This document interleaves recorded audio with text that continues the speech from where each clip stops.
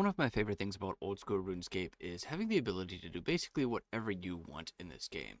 While it is an MMORPG, sometimes it feels a little bit like a sandbox game where you can just go and do whatever, whenever, and you have a lot of freedom to jump between contents. You can play a main account who can use the bank, use the GE, and boss whenever and do whatever, buy whatever gear they want. You have Ironmans who have to do all of that themselves, but you can raid and do some content with other people.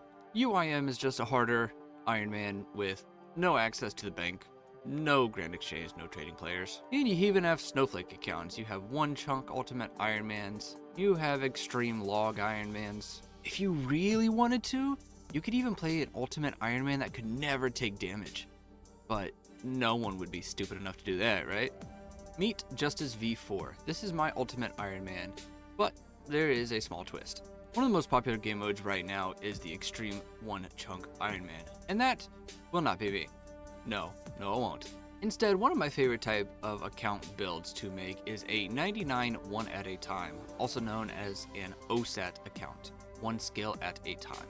I have spent multiple hours with multiple clanmates building out a nice and clean route.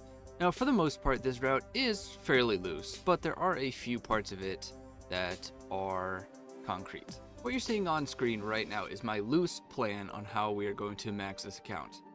The first 5 will not be changing. Maybe they'll change within each other, but these are definitely going to be my first 599. Starting with agility, I just know that having the ability for my run energy to last longer and recharge faster when I'm not using it is going to be absolutely massive for the entirety of this count. I will almost never have access to stamina pots. Hunter, I think, is going to be incredibly important in order to get Dragon Implings very early so that I can get some Amulets of Glory. There's also going to be some other beneficial things that they drop, not just dragons, but a lot of Implings drop. Can't think of many off the top of my head, but I know there's going to be some. Next is going to be Thieving, and it's mostly for 2 reasons. 1, GP, 2, seeds and such for farming, which is going to be next. Farming is going to be absolutely massive to start as early as possible so I can gather supplies for Herblore later on in the account, and also the Hespori Death Bank that is going to be very, very useful early in this account. Next is going to be Magic. That way I can begin questing in which I need to kill things, which means HP is inevitably next. Also, not to take away from Magic, but also having the ability to teleport is going to be rather beneficial. Construction at 9 is important so I can start storing things in my player-owned house. But in order to do construction, I'm going to need woodcutting and smithing. That way I can do mahogany homes. The next rather large one on here, I think, is fire making, and that is strictly for poison dynamite. There are a couple quest bosses in this game that I can think of that I will not be able to kill with magic, so I will need another point of damage, and that's where poison dynamite comes in. The only other 2 that I think are really worth mentioning are the last 2, which is going to be Herblore and Slayer. Now, I'm putting Herblore so down on this list that way I have the maximum amount of time to acquire herbs and acquire secondaries and stuff like that just throughout the time of the account.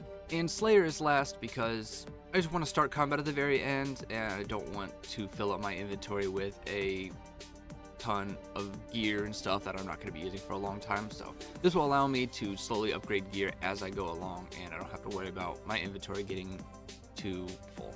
One other thing that I would like to mention on this account is that I will not be resetting if I accidentally get XP in a different skill. Obviously, you get random amounts of XP in skills from Tutorial Island, and that's pretty much inevitable.